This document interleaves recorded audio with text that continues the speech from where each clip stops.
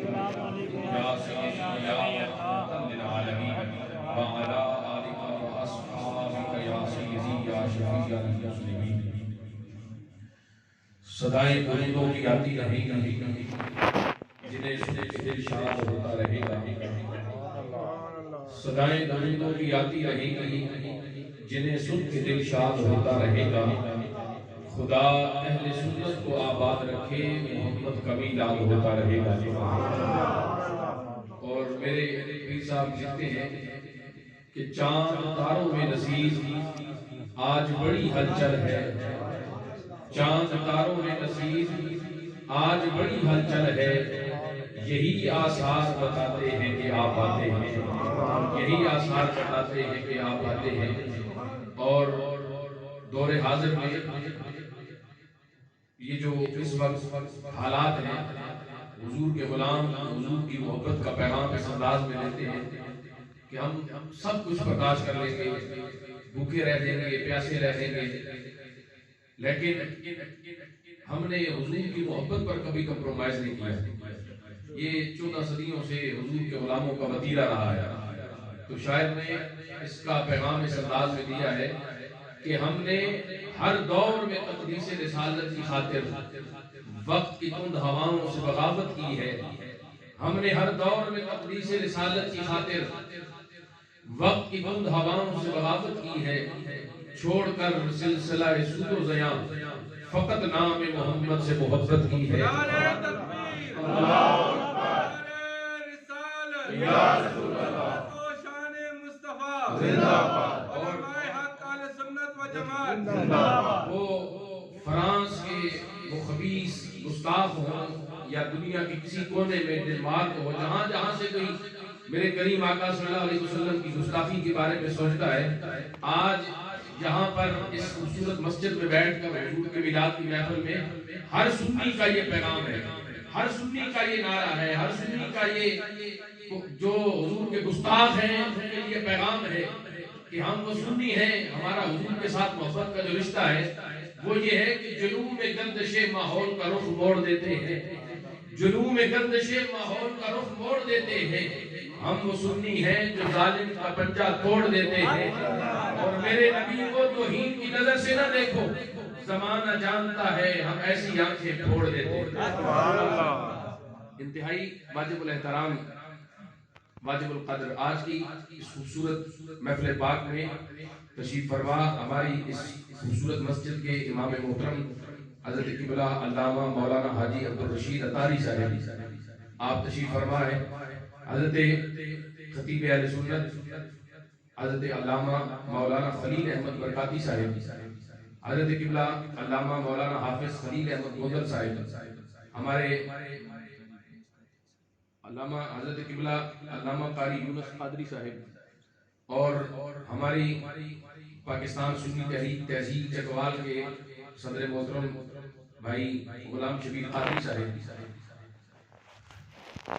اور باقی جو احباب تشریف لے گئے، قبلہ سید نصیر حیدر حمدانی صاحب حضور کی نعت پڑھ کے تشریف لے گئے، حافظ محمد ذیشان ساکی صاحب جن کی خوبصورت آواز میں آپ نے حضور کی نعت سنی، جناب ہمارے لیے عزتوں کے لائق حافظ محمد صابر چشتی گولوی صاحب جنہوں نے تشریف لانا تھا، وہ یقیناً یہ موسم کی خرابی کے باعث تشریف نہ لا سکے۔ اب بات یہ ہے کہ 7 بجے تقریباً عشاء کے بعد یقیناً محفل شروع ہوئی ہوگی اور 11 ہو گیا، 4 گھنٹے، لیکن یہ میں مسجد کے اندر بیٹھا ہوں اور بڑی مقدس محفل میں بیٹھا ہوں۔ 2 دن سے میری حالت آپ کو نظر آ رہی ہوگی، شدید ترین بخار، نزلہ، کھانسی، اور موجودہ جو شہر راولپنڈی کے حالات ہیں کہ ان مشکل ترین حالات میں تمام رستے بند ہیں۔ میرے بہت ہی پیارے بھائی ہیں اور بڑی محبت کرتے ہیں آپ کے اس علاقے میں، اکثر اہل سنت کی محافل میں نقابت کے فرائض سر انجام دیتے ہیں، صرف اس علاقے میں نہیں بلکہ یہ آپ کے علاقے کی پہچان ہے، راولپنڈی اور دیگر جگہوں پر بھی الحمدللہ یہ اپنی ڈیوٹی سر انجام دیتے ہیں۔ محترم صاحبزادہ طیب جاوید صاحب، آپ کا اور جناب ابراہیم صاحب آپ کا حکم تھا اور انہوں نے کہا کہ یہاں پر ہماری یہ ڈھوک لوہارا جو ہے یہ مسجد انتظامیہ اہل محلہ اہل علاقہ یہ بڑی محبت والے ہیں اور بڑی محبت سے ہر سال حضور کا میلاد سجاتے ہیں. یقین کریں وہ باتیں میرے ذہن میں تھیں. میں نے کہا کہ جس طرح بھی ممکن ہو رستے 10 تبدیل کرنے پڑے لیکن کسی طریقے سے محفل میں پہنچنا ہے. اور رات کو جب سروس بند ہونے سے پہلے مفتی صاحب مفتی وقار احمد مدنی صاحب نے میرے ساتھ دوسرا خطاب تھا خصوصی ان سے بھی بات ہوئی تو ظاہر حالات ایسے ہیں ایک جگہ پہ ہم نے ڈیسائیڈ کیا لیکن رستے اتنی بندش تھی. یہ میرے ساتھ حافظ نشان صاحب بیٹھے ہیں. ہم 3 بجے راولپنڈی سے نکلے اور پتہ نہیں کہاں سے گھومتے گھماتے آخر بڑی مشکل سے اللہ نے یہ کرم کیا کہ اپنے حبیب کے ذکر کی محفل نصیب ہو گئی. آپ مہمان نواز بھی ہیں آپ اہل محبت بھی ہیں. کمی کوتاہی کو معاف فرمائیں گے اور شاید آج اس طرح جوش خطابت اور فن خطابت اس طبیعت کی نسازی کے باعث کچھ نہ ہو سکے لیکن صرف ایک نیت رکھ کے چند لمحوں کے لیے حضور کا ذکر کرتے ہیں. کوئی لمبا چوڑا خطاب نہیں. یہ انشاءاللہ پھر ادار رہا پھر کسی موقع پر انشاءاللہ یہ خطاب ہوتے رہیں گے کیونکہ بہت سارا وقت گزر گیا ہے. بس چند ایک باتیں محبت کی 15 سے 20 منٹ کوشش کروں گا کہ اس سے زیادہ نہ ہو اور آپ کو حضور کی محبت کا پیغام آپ تک پہنچا کر اپنی بات اختتام کی طرف لے جاؤں. آپ نے میری طبیعت کو نہیں دیکھنا میری آواز کو نہیں دیکھنا. آپ نے یہ دیکھنا ہے کہ ذکر کس کا ہو رہا ہے اور جو ہے وہ جو مہمان نواز ہوتے ہیں میں نے اپنی ساری ترتیب بتا دی ہے کہ کن حالات میں آپ تک یہاں پہنچے ہیں. روزانہ محافل کا بھی سلسلہ رہتا ہے. کل پچھلا دن جو گزرا اسی حالت میں اپنی طبیعت ہے کہ وعدہ جب پہلے سے کیا ہو تو پھر طبیعت جیسی بھی ہو حالات جیسے بھی ہوں. کل بھی انہی حالات کے اندر پنڈی گھیر کے اندر پروگرام تھا وہاں پہ بھی الحمدللہ اپنے وعدے کے مطابق حاضری نصیب ہوئی اور آج یہاں پہ بھی الحمدللہ پہنچ گئے. تو آپ محبت سے توجہ سے سنیں گے. جو آیت پڑھی ہے یہ اکثر آپ علماء سے سنتے ہیں لیکن آج اس کا میں آپ کو بڑی آسان لفظوں میں اس کا مفہوم سمجھانے کی کوشش کروں گا. اس کا ترجمہ یہ علماء مجھ سے سینئر ہیں فاضل بیرا شریف بیٹھے ہوئے ہیں یہ دعا دیں گے. آپ نے توجہ رکھنی ہے. جتنے نوجوان بیٹھے ہیں ماشاءاللہ میں دیکھ رہا ہوں کہ بزرگ جو بیٹھے ہیں بزرگ سفید بالوں والے ان کے چہروں پر بھی رات کے اس پہر بھی اتنی رونق نظر آ رہی ہے جیسے یہ ابھی جو ہے وہ سو کے اپنی نیند پوری کر کے بیدار ہو کے بیٹھے ہیں. تو یہ کچھ نوجوان جو ہے وہ بزرگ ایسے بیٹھے ہیں اور نوجوان جو ہے وہ تھوڑے سکڑ کے بیٹھے ہیں. آپ تھوڑا تعاون کریں. اگر کسی کو کوئی مسئلہ نہیں ہے تو دیوار کی ٹیک چھوڑ سکتے ہیں. اگر یہ سمجھتے ہیں کہ ہمارے لیے حضور کا سہارا کافی ہے تو اگر کوئی بیمار ہے تو بزرگ ہے تو وہ تو اپنی جگہ ٹھیک ہے لیکن نوجوانوں کو میں کہہ رہا ہوں کہ اگر وہ آپ تھوڑی دیر کے لیے آگے ہو گے نا تو توجہ رکھیں گے محفل میں تو ایک لطف آئے گا. میں اس حالت میں بھی انشاءاللہ کوشش کروں گا کہ اس آیت کے جو معنی ہے ان کا توجہ تھوڑا آگے آ جائے توجہ. اس آیت کے معنی کا جو مفہوم ہے اور جو اس کا حسن ہے وہ آپ کے سامنے پیش کروں آپ کے دامن میں. اور انشاءاللہ آپ آج یہاں سے جب اٹھ کے جائیں نا گھروں میں تو آپ یہ نہ سوچیں کہ آج ہم نے جو حضور کا میلاد منایا شاید یہ کوئی چھوٹا سا کام ہے بلکہ یہ چھوٹا سا کام نہیں ہے یہ بہت بڑا کام ہے جو آپ کرنے بیٹھے ہیں. یہ وہ کام ہے جو اللہ رب العالمین اکرم الحاکمین نے انبیاء کی ارواح کو جمع کر کے سب سے پہلے عرش معلیٰ پر اپنے حبیب کا میلاد سجایا. یہ وہ کام ہے حضور کا ذکر کہ جو ہر وقت اللہ رب العالمین اکرم الحاکمین اپنے حبیب کا ذکر کرتا رہتا ہے حضور پہ درود پڑھتا رہتا ہے. آج چند لمحوں کے لیے اس عظیم کام میں ہم بھی شامل ہو گئے. فرمایا وما ارسلناک الا رحمتا للعالمین. یہ بس اس کا ترجمہ سمجھانا ہے آپ کو اور بات کو انشاءاللہ اختتام کی طرف لے جائیں گے. اور پھر موجودہ مجھے حکم بھی ہے اور میرا مزاج بھی ہے کیونکہ میرا تعلق پاکستان سنی تحریک سے ہے اور پاکستان سنی تحریک اہل سنت کی وہ نمائندہ جماعت ہے جس نے اہل سنت کی بقا حضور کی ناموس حضور کی ختم نبوت کے لیے الحمدللہ عملی طور پر اپنی جانوں کے نذرانے پیش کیے ہیں. اور اس حوالے سے موجودہ حالات کے تناظر میں اپنی یہ گفتگو یہ معنی سمجھانے کے بعد آخر میں 5 منٹ جو ہے وہ تحفظ ناموس رسالت صلی اللہ علیہ وسلم کے حوالے سے بھی میسج آپ تک کنوے کرنا ہے. توجہ رکھیے گا. فرمایا وما ارسلناک اے محبوب ہم نے آپ کو بھیجا. اب علماء بیٹھے ہیں آپ یہ جانتے ہیں کہ اللہ کے پیارے حبیب سب سے آخری نبی بن کر کائنات میں تشریف لائے. بولیں گے تھوڑا سا ساتھ دیں. مجبوری ساری بتا دی ہے، پھر بھی آپ خاموش بیٹھے ہیں تو پھر مجھے دکھ ہوگا. محبت سے تھوڑا ساتھ دیں. اللہ کے نبی ختم نبوت کا تاج پہن کر سب سے آخر میں تشریف لائے. لیکن دوسرے مقام پر حضور فرماتے ہیں کہ اللہ رب العالمین اکرم الحاکمین نے مجھے بھیجا تو سب سے آخر میں ہے، لیکن فرمایا اول ما خلق اللہ نوری، اللہ نے بھیجا سب سے آخر میں ہے، لیکن میری تخلیق، میرا نور اللہ رب العالمین نے ساری کائنات سے پہلے پیدا فرمایا ہے. ساری کائنات سے پہلے پیدا فرمایا ہے. مولا اگر اپنے حبیب کو بھیجنا آخر میں تھا، ختم نبوت کا تاج پہنا کر، ختم نبوت کا تاج پہنا کر بھیجنا آخر میں تھا، تو تخلیق پہلے کیوں فرمائی؟ فرمایا دنیا والو، یہ دنیا کا دستور اور قاعدہ ہے کہ جو چیز پہلے موجود ہوتی ہے بعد میں جو آتی ہے پہلے والی اس پہ احسان جتاتی ہے. اگر میں اپنے حبیب کو آخر میں نبوت کا تاج، ختم نبوت کا تاج پہنا کر بھیجتا اور تخلیق بھی اسی وقت ہوتی، اور میں اپنے حبیب سے پہلے زمین بنا دیتا، اپنے حبیب سے پہلے مشرق اور مغرب بنا دیتا، اپنے حبیب سے پہلے شمال اور جنوب بنا دیتا، اپنے حبیب کی تخلیق سے پہلے اگر میں ہوا پیدا کر دیتا، اپنے حبیب کی تخلیق سے پہلے اگر میں سورج کی روشنی بنا دیتا، اپنے حبیب کی تخلیق سے پہلے اگر میں پانی پیدا کر دیتا، تو پھر جب میرا حبیب اس کائنات میں آتا، میرے نبی کے قدم لگتے، تو پھر آسمان کی چھتری کہتی مولا تیرا حبیب بعد میں آیا، میں آسمان پہلے موجود تھا، میرا احسان ہے تیرے مصطفیٰ پر. زمین کہتی کہ مولا میں پہلے تھی، میرا احسان ہے تیرے مصطفیٰ پر. مشرق اور مغرب احسان جتاتے، شمال اور جنوب احسان جتاتے، یہ ہواؤں کے جھونکے احسان جتاتے، یہ پانی کے قطرے احسان جتاتے کہ مولا ہمارا بھی احسان ہے تیرے نبی پر. آپ نے فرمایا کہ میں نے اپنے نبی کو ساری کائنات سے پہلے بنا کر دنیا والوں کو بتا دیا، دنیا والوں ساری کائنات میں سے کسی کا بھی احسان میرے مصطفیٰ پر نہیں ہے، بلکہ میرے مصطفیٰ کا احسان ساری کائنات پر ہے. میرے مصطفیٰ کا احسان ساری کائنات پر ہے. فرمایا وما ارسلناک، میں نے اپنے حبیب کو بھیجا اس شان کے ساتھ کہ حضور کا احسان ساری کائنات پر. توجہ رکھیے گا، بس رحمت کا معنی سمجھانا ہے، رحمت کا معنی سمجھانا ہے. توجہ رکھیے گا. اب حضور آئے، ہم حضور کا میلاد منانے بیٹھے ہیں نا. اللہ فرما رہا ہے میں نے حضور اپنے حبیب کو بھیجا. کس انداز میں بھیجا؟ دنیا میں بڑے مشاہدے لوگ کیونکہ ہوتے ہیں، بڑے بڑے ملک چودھری راجے اور پھر غوث کتب ابدال، بڑے بڑے اللہ والے دنیا میں آئے، لیکن اللہ نے اپنے حبیب کو جس شان کے ساتھ بھیجا ہے نا، کہہ دیجیے سبحان اللہ.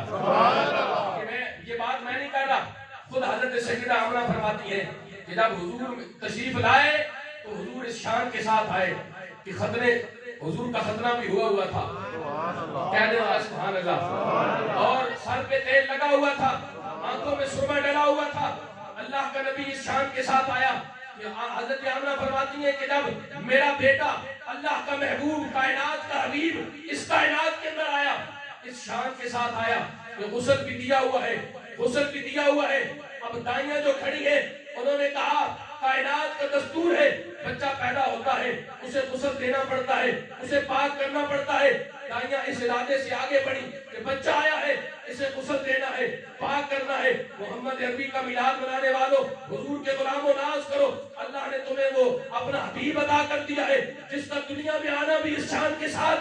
حضرت سیدہ آمنہ فرماتی ہے جب دائیاں آگے بڑھی تو یہ دیکھ کے حیران ہو گئی کہ یہ بچہ اتنے شان کے ساتھ آیا کہ غسل بھی دیا ہوا ہے. مجھے کہنے دو، یقیناً آتش غیبی سے آواز آئی ہوگی دائیوں ٹھہر جاؤ، یہ میرا حبیب دنیا میں پاک ہونے کے لیے نہیں آیا بلکہ ساری کائنات کو پاک کرنے کے لیے آیا. نعرہ تکبیر، نعرہ رسالت، نعرہ تحقیق، نعرہ حیدری، تاجدار ختم نبوت. فرمایا میں نے اپنے حبیب کو بھیجا رحمت بنا کر، اور صرف رحمت نہیں فرمایا. یہاں پر ایک اور نقطہ علماء سے دعا لینے کے لیے، صرف جو ہے حضور کو رحمت اور بھی ہے، رحمتن خاص رحمت اور پورے عالمین کے لیے رحمت. ویسے تو ہمیں نا کائنات میں بڑی رحمتیں ہیں، یہ ہاتھ ہمارے کام کرتے ہیں یہ بھی اللہ کی نعمت ہے، یہ بھی رحمت ہے. یہ آنکھوں کا نور بھی اللہ کی نعمت ہے، یہ بھی رحمت ہے. یہ پاؤں جس سے ہم چلتے ہیں یہ بھی اللہ کی نعمت ہے، رحمت ہے۔ کانوں کی سماعت بھی اللہ کی رحمت ہے۔ گھر میں بیٹی پیدا ہو جائے، اولاد آ جائے، یہ بھی اللہ کی رحمت ہے۔ یہ بارش نازل ہو جاتی ہے، یہ بھی اللہ کی رحمت ہے۔ یہ کائنات کے اندر یہ سورج کی روشنی بھی اللہ کی نعمت، اللہ کی رحمت ہے۔ مولا رحمتیں تو اور بھی بڑی ہیں، اپنے حبیب کو خاص رحمت بنا کر بھیجا، فرمایا باقی رحمتیں محدود ہیں، میرا محبوب وہ رحمت ہے جو رحمت للعالمین ہے، کائنات کے ذرے ذرے کے لیے رحمت ہے۔ توجہ رکھنا، یہاں پر ایک اور نقطہ دینے جا رہا ہوں کہ کائنات کے اندر جتنی بھی رحمتیں ہیں، ہر رحمت جو ہے، ہر نعمت جو ہے، وہ کسی نہ کسی وقت زحمت اختیار کر سکتی ہے۔ آپ کہیں گے کیسے؟ ہاتھ اللہ کی نعمت ہے سمجھانے کے لیے توجہ، اگر بات سمجھ آ گئی تو انشاءاللہ بچت کے آپ کہیں گے سبحان اللہ۔ کائنات کی ہر نعمت کسی نہ کسی وقت زحمت بن سکتی ہے۔ ہاتھ اللہ کی نعمت ہے، اگر کام کرنا چھوڑ جائے یہ نعمت زحمت بن جاتی ہے۔ آنکھوں کا نور اللہ کی نعمت ہے، آنکھوں کا نور اللہ نہ کرے چلا جائے کسی کا، یہ نعمت زحمت بن جاتی ہے۔ پاؤں اللہ کی نعمت ہے، اگر کام کرنا چھوڑ جائے یہ نعمت زحمت بن جاتی ہے۔ اولاد اللہ کی نعمت ہے، نافرمان ہو جائے یہ نعمت زحمت بن جاتی ہے۔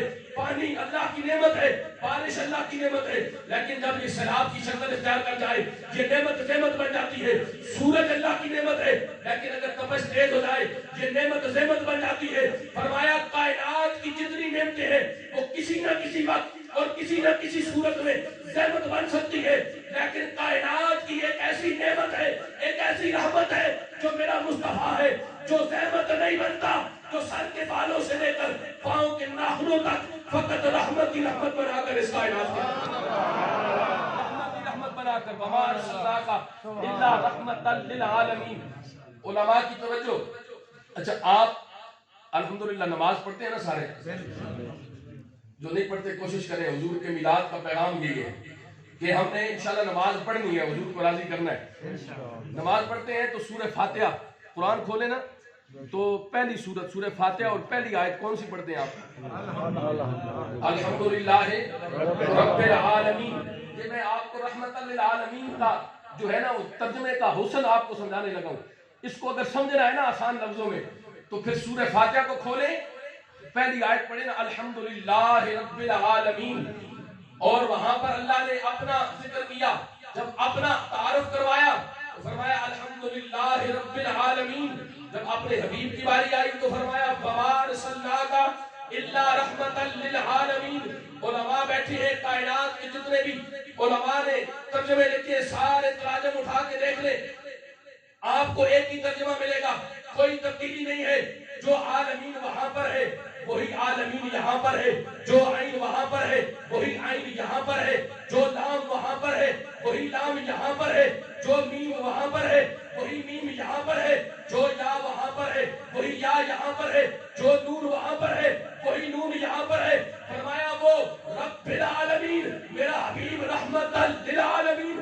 گویا رب بتانا چاہتا ہے دنیا والوں، جہاں جہاں تک کائنات میں خدا کی خدائی ہے وہاں وہاں تک میرے مصطفیٰ کی مصطفائی ہے، وہاں تک میرے مصطفیٰ کی مصطفائی ہے۔ اور اب یہاں پر رک کر اس کا معنی سمجھیں، رب کا معنی کیا ہے؟ اللہ فرماتا ہے رب العالمین، رب کا معنی ہے پالنے والا۔ سارے کہیں ذرا سبحان اللہ۔ ہم سب کو پالنے والا کون ہے؟ اللہ، رب ہے پالنے والا۔ رب کا معنی ہے پالنے والا، ایک معنی رب کا ہے پالنے والا۔ اب یہاں پر اللہ نے فرمایا رب العالمین، ساری تعریفیں اس اللہ کے لیے جو سارے جہانوں کا پالنے والا ہے۔ اپنی باری آئی تو فرمایا وہ پالنے والا جو عالمین کا رب ہے، اور اپنے حبیب کی باری آئی تو فرمایا رحمت للعالمین۔ اب ترجمہ، اب دونوں آیتیں سامنے رکھیں تو ذرا ترجمے کا حسن نکھر کے سامنے آئے گا۔ جب دونوں آیتیں ہمارے سامنے آئیں گی تو گویا ترجمہ کیا بنے گا؟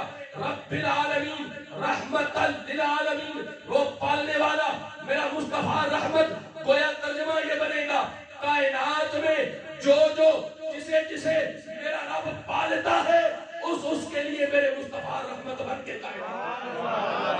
اور اگر رب کا ایک معنی ہے تخلیق کرنے والا، ذرا کہہ دیں سبحان اللہ۔ انگلش میں ترجمہ کرتے ہوئے انگلش والے نے لکھا کہ رب کا معنی ہے تخلیق کرنے والا۔ اب جو بندہ اب جو بندہ جو ہے وہ اس کا یہ معنی کرے کائنات میں کوئی ایسی چیز ہے جو رب کی تخلیق کے بغیر پیدا ہو گئی ہو، جسے رب نے تخلیق نہ کیا اور وہ آ گئی ہو. کائنات کا ذرہ ذرہ اسے تخلیق کس نے کیا ہے؟ اللہ نے. اسے تخلیق کس نے کیا ہے؟ اللہ نے. مشرق مغرب شمال جنوب زمین کے ذرے، یہ درخت، یہ چرند، یہ پرند، یہ انسان، یہ حیوان، ساری کائنات کو تخلیق کرنے والا اللہ ہے. اب گویا اب یہاں پر رب العالمین کا معنی تخلیق رکھتے ہوئے، اپنے ذہنوں میں اس کا تصور رکھتے ہوئے اب سنیے ذرا وما ارسلناک الا رحمت للعالمین. فرمایا لوگوں کائنات کے ذرے ذرے کو تخلیق کرنے والا اللہ ہے، اور کائنات کے ذرے ذرے کے لیے رحمت میرے مصطفیٰ بن کے آئے ہیں. رحمت میرے مصطفیٰ بن کے آئے ہیں. عزیزان گرامی اس سے آگے بڑھیے. اب آپ کو مختصر سے وقت میں یہ سمجھانا ہے کہ یہ تو سمجھ میں آ گیا رب کا معنی پالنے والا، پیدا کرنے والا، تخلیق کرنے والا، رزق دینے والا. اب رب جو ہے وہ پالنے والا ہے، وہ رزق دینے والا ہے. یہ رحمت کا معنی کیا ہے؟ رحمت کسے کہتے ہیں؟ تو آپ قرآن مجید فرقان حمید کے جتنے مقامات پر اللہ رب العالمین اکرم الحاکمین نے رحمت کا لفظ بولا ہے، ارشاد فرمایا ہے، اس کو آپ پڑھیں. اور اگر اس سے آسان میں آپ کو اپنے انداز میں سمجھانے کی کوشش کروں کہ اگر آپ کا کوئی مسئلہ ہو، آپ بہت پریشانی میں ہو، آپ اپنے جو استاد ہیں اس علاقے کے جو علماء ہیں ان کا نام جانتے بھی ہو، ان کا خاندان بھی جانتے ہو، اس مشکل وقت میں جب آپ انتہائی مشکل میں پھنسے ہو اور وہ آپ کی مشکل کا مداوا بن کے آ جائیں، آپ کسی دکھ میں ہو وہ آپ کے دکھ کا مداوا بن کے آ جائیں، تو آپ کیا کہتے ہیں کہ میرے لیے تو استاد جی رحمت کا فرشتہ بن کے آئے، میرے لیے تو فلاں ملک صاحب رحمت کا فرشتہ بن کے آئے، میرے لیے تو قاری صاحب رحمت کا فرشتہ بن کے آئے. جناب آپ کو نام نہیں آتا؟ آپ یہ کیوں کہتے ہیں رحمت کا فرشتہ بن کے آئے؟ کہا کہ میں دکھوں میں گھرا تھا، انہوں نے آ کے دکھوں کا مداوا کر دیا. جو دکھوں کا مداوا کرتا ہے وہ رحمت کا فرشتہ بن کے آتا ہے. گویا کہ معنی یہ سمجھ آیا کہ رحمت ہر اس چیز کو کہتے ہیں، رحمت ہر اس شے کو کہتے ہیں جو بندے کو مل جائے تو دکھ سارے دور ہو جائیں، سارے دور ہو جائیں. میں آپ کو یہ بھی بتاؤں گا بس جلدی سے کہ میرے مصطفیٰ ایسی رحمت بن کے آئے کہ کائنات کے دکھ سارے دور ہو گئے، کائنات کے دکھ سارے دور ہو گئے. حضور ایسی رحمت بن کے آئے کہ کائنات کے دکھ دور ہو گئے. کیسے دکھ دور ہوئے کائنات کے کہ حضور ایسی رحمت. اچھا آج یہاں پر میں یہ بات کہہ کے چلا جاؤں، یہ علماء بیٹھے ہیں یہ تو جواب دے لیں گے. آپ بندے کو ایک بار بندہ پکڑ کے کہے کہ جناب یہ رات کو جو آپ نے درس سنا کہ حضور رحمت بن کے آئے، رحمت کا معنی کہ دکھوں کا مداوا، دکھوں کو دور کرنے والا، تو بھائی دکھوں کو دور کرنے والی ذات تو اللہ کی ہے. جو بندہ حضور کے بارے میں یہ عقیدہ رکھے، توجہ رکھنا کہ حضور دکھ دور کرتے ہیں، تو یہ عقیدہ تو قرآن سے نہیں. مولوی کہتا ہے میں نے قرآن پورا پڑھا، قرآن سمجھا، یہ عقیدہ تو قرآن میں نہیں ہے، لہذا تم شرک کرتے ہو، اہل سنت تم بدعت کرتے ہو، یہ عقیدہ قرآن میں نہیں ہے. توجہ رکھنا. جو مولوی یہ کہے نا اسے پکڑ کے اتنا پوچھ لینا کہ مولوی یہ بتا قرآن تو نے زیادہ سمجھا ہے یا قرآن میرے مصطفیٰ کی بارگاہ میں بیٹھنے والے علی المرتضیٰ نے زیادہ سمجھا، حضرت مولا علی شیر خدا نے زیادہ سمجھا ہے؟ وہ علی جس کے قرآن کا مقام یہ ہے، جس کے جو ہے وہ علم کا مقام یہ ہے کہ میرے مصطفیٰ فرماتے ہیں میں علم کا شہر ہوں، علی اس کا دروازہ ہے. توجہ، میں علم کا شہر ہوں، علی اس کا دروازہ ہے. آؤ میں آپ کو حضرت مولا علی شیر خدا کی بارگاہ میں لے جاؤں کہ اے علی آپ بتائیے کہ اگر دکھ آ جائے، کوئی مصیبت آ جائے تو دکھوں کا مداوا کہاں سے ہوتا ہے؟ علی المرتضیٰ کا بھی عقیدہ یہی ہے کہ جب دکھ مل جائے تو دکھوں کا مداوا بارگاہ مصطفیٰ سے ہوتا ہے. آؤ میں آپ کو بخاری شریف کی حدیث پڑھ کے بتاؤں گا. اس سے پہلے ایک جھلک ذرا حضرت مولا علی کے علم کے مقام کی بھی آپ کو بتاتا چلوں. حضرت مولا علی بیٹھے نا منبر پہ اور آپ نے فرمایا لوگوں پوچھو جو پوچھنا ہے، علی تمہیں قرآن سے جواب دے گا. سبحان اللہ، سارے کہیں ذرا سبحان اللہ. سبحان اللہ. منافقین جو ہوتے ہیں نا، منافقین پہلے دن سے ان کا وتیرہ ہوتا ہے کہ وہ نفس تلاش کرنے کی کوشش کرتے ہیں. حضرت مولا علی بیٹھ گئے کہ آپ پوچھو. اب لوگ سوال کر رہے ہیں، جو بھی سوال کرتا علی قرآن سے جواب دے دیتے. فرمایا رب نے ہر چیز کا علم قرآن میں رکھا. علی سے محبت کرنے والوں سننا ذرا منافقوں کا طریقہ کیا ہے. ایک منافق جو ہے وہ حضرت مولا علی کی بارگاہ میں آیا، اس کے یہاں پر داڑھی کی بالکل ہلکے ہلکے بال تھے. اب اس نے ایک عجیب و غریب سوال کر دیا. اس کے ذہن میں تو یہ تھا نا کہ علی اس کا جواب کہاں سے دے گا, اس کا ذکر قرآن میں کہاں ہوگا.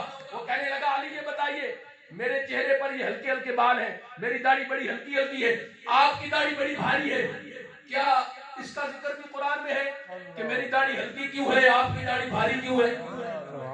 اب سننا ذرا, اب اس نے تو سمجھا تھا کہ بہت بڑا سوال ہے, علی یہ کہاں سے قرآن سے نکال کے دے گا.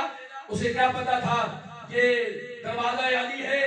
میں نے کہا دنیا میں وہ کسی کو کوئی قاری قرآن پڑھاتا ہے, کسی کو کوئی عالم قرآن پڑھاتا ہے, کسی کو اس کی والدہ قرآن پڑھاتی ہے, کسی کو اس کا باپ قرآن پڑھاتا ہے, کسی کو اس کا پیر قرآن پڑھاتا ہے. میں نے کہا اس کی شان کتنی بڑی ہوگی, جسے رب قرآن خود پڑھائے اسے مصطفیٰ کہتے ہیں, اور جسے مصطفیٰ قرآن پڑھائے اسے علی المصطفیٰ کہتے ہیں. سنیے گا ذرا. اب جیسے اس نے سوال کیا نا تو حضرت مولا علی جلال میں آئے. آپ نے فرمایا ہاں اس کا ذکر بھی قرآن میں ہے. سبحان اللہ, اس کا ذکر بھی قرآن میں ہے. وہ حیران ہوا اس کا ذکر قرآن میں کہاں ہوگا. اسے کیا پتا تھا یہ بارگاہ علی المرتضیٰ ہے. یہ صرف سوال کا جواب نہیں دیں گے, یہ اس منافق کے اندر کے حال کا جواب بھی دے دیں گے. آپ نے فرمایا 8ویں پارے کی آیت پڑھی. آپ نے فرمایا اللہ کا قرآن کہتا ہے, اللہ کا قرآن کہتا ہے کہ جو زمین پلید ہوتی ہے اس پہ پھل, اس پہ فصل جو ہے ہلکی آتی ہے, اور جو زمین پاک ہوتی ہے اللہ رب العالمین اس پہ فصل بھی کرتی ہے.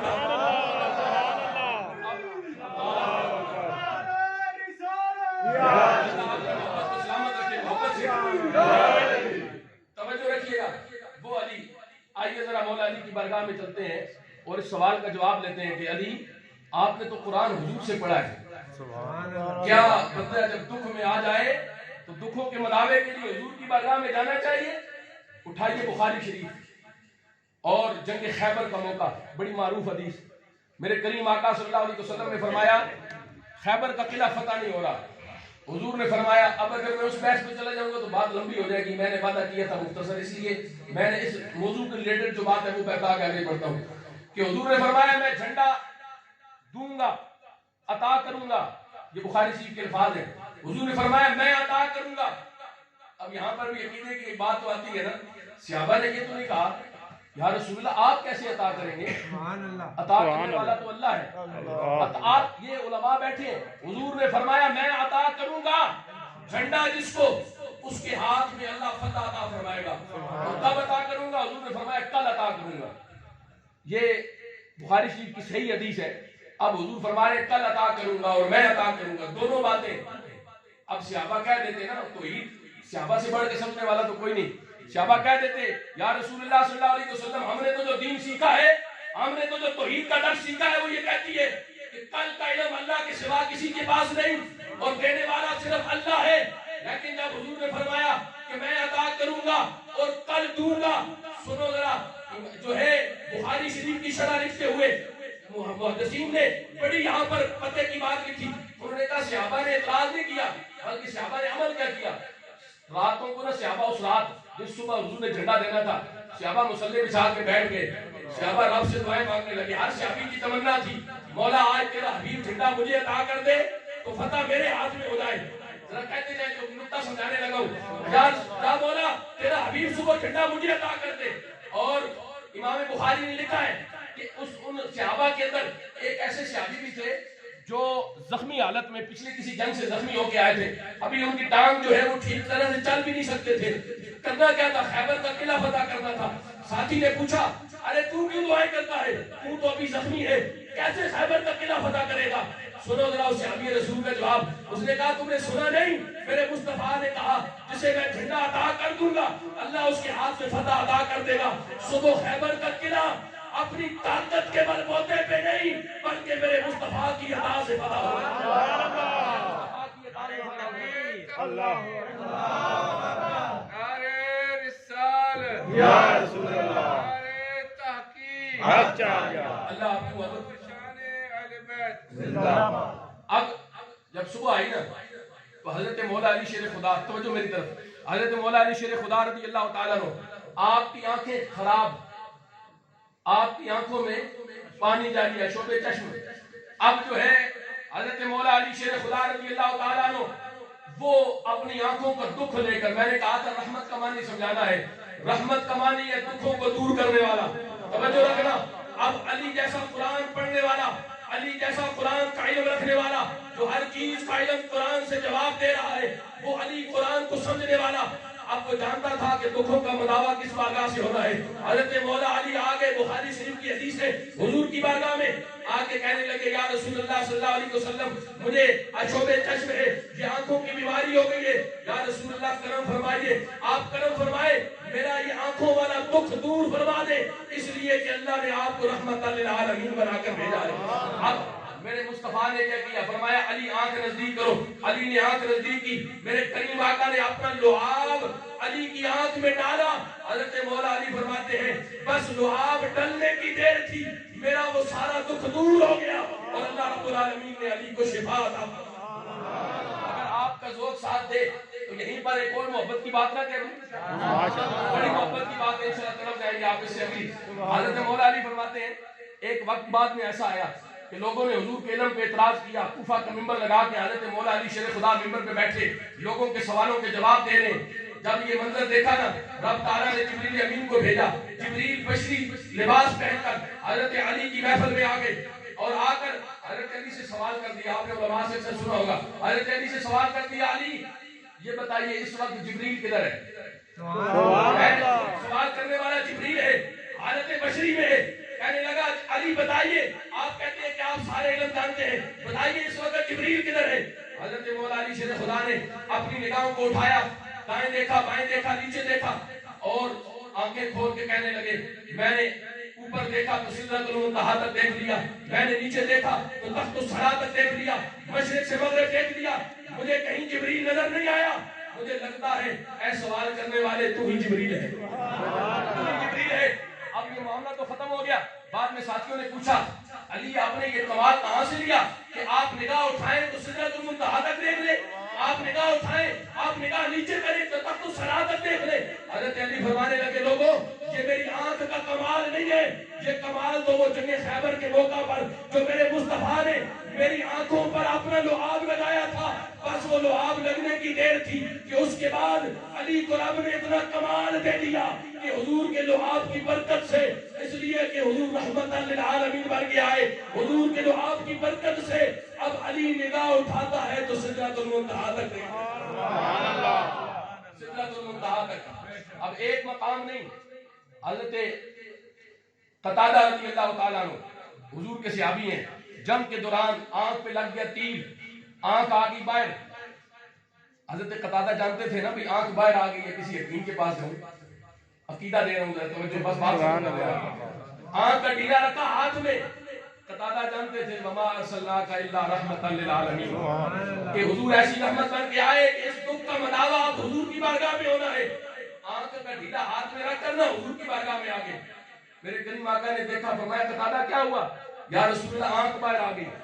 میرے کریم آقا نے اپنا لعاب لگایا، آنکھ حضرت قتادہ کو کہا اپنے مقام پہ رکھو، حضرت قتادہ نے رکھی۔ فرماتے ہیں بس آنکھ بند کر کے کھولی تو مجھے یہ بھی محسوس نہ ہوا کہ میری آنکھ باہر کون سی آئی تھی۔ اللہ نے حضور کے لعاب میں اتنا کمال رکھا کہ حضرت قتادہ کی آنکھ جو باہر آ گئی تھی، اللہ رب العالمین نے لعاب مصطفیٰ کا صدقہ آنکھوں کا نور عطا فرما دیا۔ رحمت ہر اس شے کو کہتے ہیں جس کے ملنے سے دکھ دور ہو جائیں۔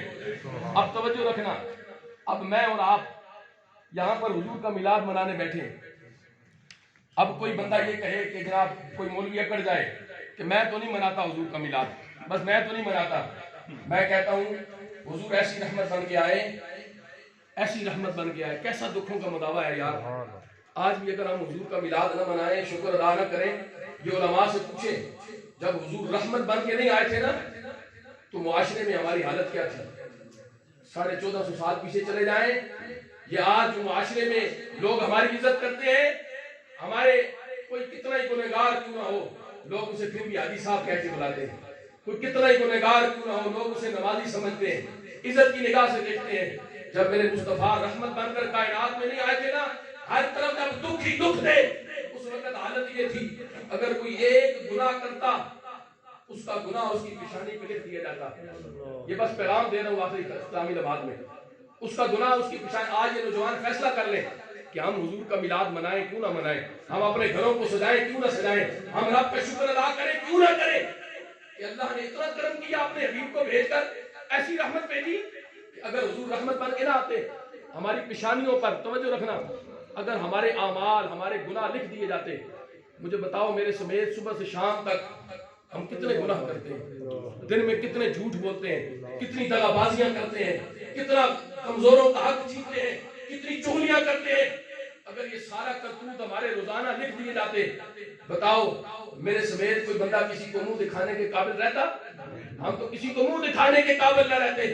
میں نے کہا مولوی جو کہتا ہے میلاد نہیں منانا چاہیے, میں نے کہا تیری عزت قائم ہے صدقہ حضور کے میلاد کا, معاشرے میں ہمارا وقار قائم ہے تو صدقہ حضور کے میلاد کا.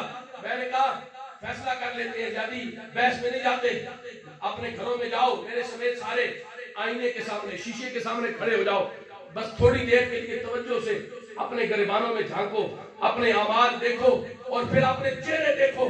اگر ہمارے اتنے برے اعمال کے باوجود اگر ہمارے چہرے سلامت ہیں تو یہ صدقہ ہے میرے مصطفیٰ کی رحمت کا, سبحان اللہ, صدقہ ہے میرے مصطفیٰ کی رحمت کا. یہاں پر میرے پیر صاحب نے پیغام دے کے قلم توڑ دیا, میرے پیر و مرشد پیر سید نصیر الدین نصیر شاہ صاحب, آپ فرماتے ہیں لوگوں کن چکروں میں پڑ گئے ہو, آپ فرماتے ہیں حاضر و ناظر نور و بشر و غیب کو چھوڑ, شکر کر کے وہ تیرے عیبوں کو چھپائے ہوئے ہیں. سبحان اللہ, کہ آج ہمارے عیب چھپے ہیں تو حضور کی رحمت کا صدقہ ہے. سبحان اللہ. ہم تو کسی کو منہ دکھانے کے قابل نہ ہوتے. اسی رحمت پہ ایک اور بات, ویسے سچی بات بتاؤں, میں نے کہا تھا نا کہ ذکر رسول جو ہے نا اس میں شفا ہی شفا ہے. سچی بات یہ ہے کہ اب آہستہ آہستہ میری طبیعت کر رہی ہے کہ میں کوئی 2-3 گھنٹے تقریر کروں. ابھی تو میں نے رحمت کے جو ہے بہت سارے معنی بیان کرنے ہیں, لیکن یہاں پر ایک بات صرف, پھر میں نے ناموس رسالت میں بھی, آپ انشاءاللہ زیادہ نہیں اٹھانا, آپ کو امتحان نہیں لینا. توجہ فرمایا ایسی رحمت بن کے آئے نا حضور, جب حضور رحمت بن کے نہیں آئے تھے تو معاشرے میں بیٹی کا جو مقام تھا وہ کیا تھا, ماں کا جو مقام تھا وہ کیا تھا, باپ کا جو مقام تھا وہ کیا تھا. سگے باپ جو تھے لوگ ان کو کپڑے اتار کر بازاروں میں ننگا چھوڑ دیتے تھے, اور جو مائیں تھی, مائیں جن کا آج ہم کتنا احترام کرتے ہیں, یہ ماں کو عزت ملی, یہ باپ کو عزت ملی. مائیں اگر باپ مر جاتا تو بیٹے اپنے ماؤں کو بازار میں جا کر بیچ کر وہ پیسے آپس میں تقسیم کرتے اور اپنی ماؤں کو مال وراثت سمجھتے تھے. بیٹی کسی کے گھر میں آ جاتی تو لوگ بیٹی کو اللہ کا عذاب سمجھتے, زمانے کی گال سمجھتے. میرے کریم آقا کی محفل لگی ہے نا, بس آخری بات رحمت کے حوالے سے اور اس کے بعد پیغام اپنا حفظ ناموس رسالت کے حوالے سے. توجہ, میرے آقا کی محفل لگی ہے, حضور کے غلام حضور کی محفل میں آئے, صحابہ بیٹھے ہیں, حضور کے غلام نے لگاتار رونا شروع کر دیا, درد بھرے انداز میں روتے جا رہے ہیں. میرے کریم نے پوچھا میرے غلام کیا ہوا ہے, کیوں روتے ہو؟ توجہ رکھنا اور پھر فیصلہ کر لینا کہ ہمیں حضور کا میلاد منانا چاہیے کہ نہیں منانا چاہیے. توجہ رکھنا. حضور نے فرمایا میرے غلام کیوں روتے ہو؟ کہا یا رسول اللہ زمانہ جاہلیت میں ایک ایسا کام کر بیٹھا ہوں کہ آج جب بستر پہ لیٹتا ہوں نا اور وہ منظر سامنے آتا ہے تو راتوں کو نیند نہیں آتی یا رسول اللہ. حضور نے فرمایا کیا کیا ہے؟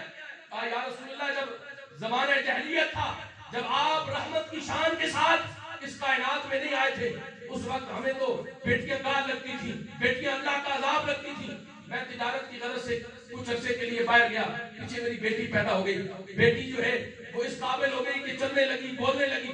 میں کچھ سالوں کے بعد جب واپس لوٹ کے آیا تو مجھے پتا چلا کہ یہ میری بیٹی ہے. اب وہ بیٹیاں کتنا پیار کرتی ہیں, جنہیں اللہ نے بیٹیاں دی ہیں وہ جانتے ہیں بیٹیاں کتنا پیار کرتی ہیں. اسے جب پتا چلا نا یہ میرا باپ ہے, اس نے مجھے چومنا شروع کر دیا, میرے ساتھ پیار کرنا شروع کر دیا. لیکن یا رسول اللہ ہم تو پتھر دل تھے, مجھے کوئی ترس نہ آیا, اور میں نے اپنی بیٹی کو ساتھ لیا نا, زمین کھودنے کا سامان لیا, چل پڑا. چلتے چلتے رستے میں میری بیٹی مجھ سے محبت کی باتیں بھی کر رہی ہے, لیکن یا رسول اللہ مجھے ترس نہیں آ رہا. چلتے چلتے ایک مقام پر پہنچ کر میں نے زمین کھودنی شروع کر دی. توجہ رکھنا, میں نے زمین کھودنی شروع کر دی. یا رسول اللہ انتہا تو یہاں پہ ہو گئی کہ جب میں زمین کھود رہا تھا اور مٹی اڑ کر جب میرے چہرے پہ پڑی, میری بیٹی نے اپنے سر سے دوپٹہ اتار کر میری مٹی کو صاف کرنا شروع کر دیا. یا رسول اللہ مجھے پھر بھی ترس نہ آیا, میں نے اپنی بیٹی کو زندہ دفن کر دیا. میری بیٹی چیختی رہی لیکن اس کی آوازیں, اس کی چیخ کی آوازیں مجھے روک نہ سکی. یا رسول اللہ میں نے اپنی بیٹی کو زندہ دفن کر دیا. آج جب آپ رحمت بن کے آئے اور آپ نے بتایا کہ بیٹیاں اللہ کا عذاب بن کے نہیں آتی، بلکہ حضور نے فرمایا جسے اللہ رب العالمین 3 بیٹیاں عطا کرتا ہے اور ان کی اچھی پرورش کر کے وہ انہیں رخصت کر دیتا ہے، حضور نے فرمایا قیامت کے دن وہ میرے ساتھ ایسے جنت میں داخل ہوگا جیسے یہ 2 انگلیاں کٹھی ہے۔ یا رسول اللہ، آج آپ نے بتایا کہ بیٹیاں اللہ کا عذاب بن کے نہیں بلکہ اللہ کی رحمت بن کے آتی ہیں۔ یا رسول اللہ، آج جب بستر پہ سوتا ہوں نا تو راتوں کو نیند نہیں آتی۔ یہ بات کہہ کے جب اس نے سر اٹھایا، سارے صحابہ بھی رو رہے ہیں، حضور کی آنکھوں میں بھی آنسو جاری ہیں۔ میرے لجپال کریم نے اپنے غلام کو سینے سے لگایا، فرمایا میرے غلام فکر نہ کر، وہ تیرا معاملہ جاہلیت کے دور کا تھا، اب چونکہ تو میری غلامی میں آ چکا ہے، میں محمد تجھ سے وعدہ کرتا ہوں قیامت کے دن پہلے تیری بیٹی کو راضی کریں گے، پھر تجھے ساتھ لے کر جنت کے اندر چلے جائیں گے۔ وما ارسلناک الا رحمۃ للعالمین۔ آج اگر کوئی باپ ہو کر اپنی بیٹی کے سر پہ دوپٹہ اوڑھتا ہے نا تو پھر اس وقت تصور کر لیا کرو کہ یہ صدقہ ہے میرے مصطفیٰ کے میلاد کا، یہ صدقہ ہے میرے مصطفیٰ کی اس شان رحمت کا۔ آج اگر کوئی بھائی ہو کر اپنی بہن کی عزت کا پہرے دار بنتا ہے تو یہ صدقہ ہے حضور کی شان رحمت کا۔ آج اگر ماں ہو کر زمانے میں عزت والی ہے تو یہ صدقہ ہے حضور کی شان رحمت کا۔ آج اگر کوئی باپ ہو کر زمانے میں عزت والا ہے تو یہ صدقہ ہے حضور کی شان رحمت کا۔ یہ رشتوں کا تقدس قائم ہے تو یہ صدقہ ہے حضور کی شان رحمت کا۔ توجہ رکھنا، آج پھر جب ساری عزتیں حضور کی بارگاہ سے، سارے معاملات حضور کی بارگاہ سے، ہمارا وقار حضور کی بارگاہ سے، ہماری عزتیں حضور کی بارگاہ سے، ہمارے مرتبے حضور کی بارگاہ سے، ماؤں کو ماؤں کا مقام حضور کی وجہ سے، تو پھر جب معاملہ حضور کی عزت پہ آ جائے نا تو پھر جو ہے وہ خاموش نہیں بیٹھا کرتے۔ جب ساری عزتیں حضور کی وجہ سے، جب معاملہ حضور کی عزت پہ آ جائے پھر ساری عزتیں حضور کی عزت پہ نچھاور کر دیا کرتے ہیں، نچھاور کر دیا کرتے ہیں، اور ساری عزتیں قربان کر کے وہ تاجدار صداقت حضرت ابوبکر صدیق رضی اللہ تعالیٰ عنہ، آپ نے جب یمامہ کے مقام پر جو ہے وہ حضور کی ختم نبوت کے لیے یمامہ کے مقام پر جب لشکر بھیجنے لگے صحابہ کرام کا، آپ نے فرمایا سارے صحابہ حضور کی ختم نبوت کے چوکیدار بن کے نکلو۔ تو کسی نے کہا ابوبکر اگر سارے چلے گئے پیچھے ہمارے مالوں کی رکھوالی کون کرے گا، ہمارے جانوں کی حفاظت کون کرے گا، ہمارے گھر والوں کی عزت کی رکھوالی کون کرے گا؟ سنو، حضرت ابوبکر صدیق رضی اللہ تعالیٰ عنہ، آپ نے فرمایا تھا لوگوں جب معاملہ حضور کی عزت پہ آ گیا ہے اب ہماری عزتیں بھی حضور کی عزت پہ قربان، ہمارے مال بھی حضور کی عزت پہ قربان، اور ہماری جانیں بھی حضور کی عزت پہ قربان۔ آؤ اللہ اکبر، نعرہ رسالت یا رسول اللہ، نعرہ تحقیق، نعرہ حیدری، تاجدار ختم نبوت زندہ باد، تاجدار ختم نبوت زندہ باد۔ اور پتہ ہے یار، میں اور آج کتنا آج پیار کرتے ہوں گے حضور سے۔ مجھے طیب بھائی نے کہا کہ عظمت صحابہ، یار عظمت صحابہ اس سے بڑی کیا ہے کہ اللہ کا قرآن جن صحابہ کی شان میں یہ کہتا ہے رضی اللہ عنہم ورضوا عنہ، اللہ کہتا ہے لوگوں تم تو ساری زندگی نمازیں پڑھو گے، یہ دعائیں کرو گے مولا تو ہم سے راضی ہو جا، پتہ نہیں ہمیں کیا پتہ اللہ ہم سے راضی ہوا کہ نہیں ہوا۔ ساری زندگی ہم سجدے کریں، طواف کریں، تلاوت قرآن کریں، لیکن حضور کے صحابہ تو وہ صحابہ ہیں جن کی شان یہ ہے کہ بارگاہ مصطفیٰ میں آئے، کلمہ پڑھا، چہرہ مصطفیٰ کی زیارت کی، اگر کوئی عمل صحابی نہ بھی کر سکا، کوئی نماز نہ بھی پڑھ سکا اور موت کا فرشتہ آ گیا، اللہ رب العالمین فرماتا ہے اب چونکہ میرے حبیب کی بارگاہ میں آ کر صحابیت کے رتبے میں فائز ہو گیا ہے، اس کی شان بھی یہ ہے رضی اللہ عنہ ورضوا عنہ، اللہ سے راضی ہو گیا، اللہ سے راضی ہو گئے۔ اور میں چلیں دونوں باتوں کو ملا کے ایک ہی بات، ان کا حکم بھی پورا ہو جائے گا اور عظمت جو ہے وہ ناموس رسالت کی بات بھی ہو جائے گی۔ جب حضور کی عزت کی بات آئے نا تو پھر یہ نہ دیکھا کرو کہ کس طرح حضور کی عزت پہ پیرا دیں، پھر دیکھا کرو صحابہ نے کس طرح حضور کی عزت پہ پیرا دیا، صحابہ نے کس طرح حضور کی عزت پہ پیرا دیا ہے۔ جب ہم تاریخ کے اوراق پلٹتے ہیں، جب حدیثیں پڑھتے ہیں تو پھر ہمیں پتہ چلتا ہے کہ صحابہ نے، اگر ابوبکر صدیق رضی اللہ تعالیٰ عنہ کھڑے ہیں تو اپنا سگا باپ سامنے کھڑا ہے۔ آج تو ہمارے رشتے ہمیں روک لیتے ہیں حضور کی عزت پہ بات کرنے سے، ہمارے تعلق بیچ میں آ جاتے ہیں، ہمارے معاملات آ جاتے ہیں، سگا باپ سامنے کھڑا ہے۔ ابوبکر صدیق رضی اللہ تعالیٰ عنہ آپ کھڑے، باپ نے حضور کے بارے میں ہلکا جملہ بولا، ابوبکر صدیق نے اس زور سے تمانچہ مارا۔ باپ کی تعظیم حضرت ابوبکر صدیق نے حضور کی بارگاہ سے سیکھی تھی، لیکن جب معاملہ حضور کی عزت پہ آیا ابوبکر صدیق نے زور سے تمانچہ مارا کہ باپ زمین پہ گر گیا۔ میرے کریم آقا کو پتا چلا، پوچھا ابوبکر یہ کیا کیا؟ یا رسول اللہ صلی اللہ علیہ وسلم اگر اس وقت ابو بکر کے ہاتھ میں تلوار ہوتی تو ابو بکر کی محبت اس بات کی جو ہے وہ ابو بکر کی محبت اس بات کا تقاضا کرتی ہے کہ جو میرے آقا کی بارگاہ میں ہلکا جملہ بولے وہ ابو بکر کا سگا باپ کیوں نہ ہو ابو بکر اس کا سر تن سے اٹھا کے اللہ یا رسول اللہ صحابہ حضور کی تعظیم کیسے کرتے تھے کہ میرے اتنا یار حد تک پیار آج تک کائنات میں کسی بادشاہ کا اس طرح کا ادب کرتے ہوئے کسی کو نہ دیکھا ہوگا جس طرح حضور کے صحابہ نے.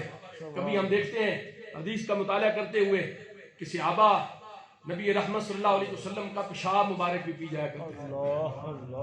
اتنا ادب. کبھی ہم جو ہے وہ ہمیں نظر آتا ہے کہ حضور بال کٹوا رہے ہیں تو صحابہ اپنے دامن پھیلا کرنا حضور کا ایک بال لینے کے لیے بھی طواف کر رہے ہیں حضور کے ارد گرد, اور جس کے دامن میں حضور کا ایک بال بھی آ جاتا وہ یہ سمجھتا کہ کائنات ساری سمٹ کے اس کی گود میں آ گئی ہے, اس کے دامن میں آ گئی ہے. کہیں پر ہمیں وہ حدیث نظر آتی ہے, توجہ رکھنا بس 2 منٹ میں بات ختم. کہیں پہ ہمیں وہ حدیث نظر آتی ہے کہ میرے کریم آقا یار جو صحابہ حضور سے اتنا پیار کرتے تھے کہ حضور نبی رحمت صلی اللہ علیہ وسلم وضو فرما رہے ہیں اور صحابہ وضو کا پانی بھی زمین پہ نہیں گرنے دیتے. جو صحابہ حضور کے جسم سے لگنے والا پانی زمین پہ نہیں آنے دیتے وہ صحابہ حضور کا خون زمین پہ کیسے آنے دیتے. حضور کی عزت کے کتنے بڑے پہرے دار ہیں, اور پھر عمل کیا کر رہے ہیں.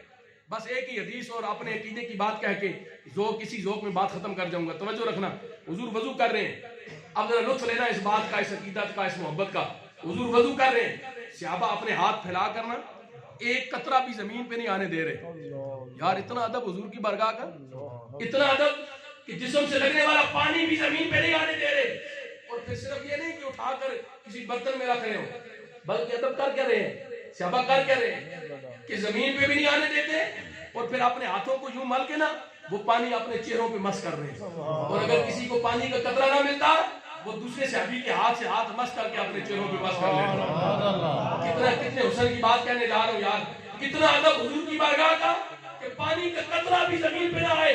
اور اگر کوئی پوچھے کہ صحابہ یہ کیا کرتے ہو تو صحابہ کہتے کہ ہم حضور کا پانی کیونکہ حضور کے جسم سے لگ کے آیا ہے, یہ وضو کا پانی یہ اتنا برکت والا ہو گیا ہے کہ ہم اسے اپنے چہروں پہ مس کرتے ہیں.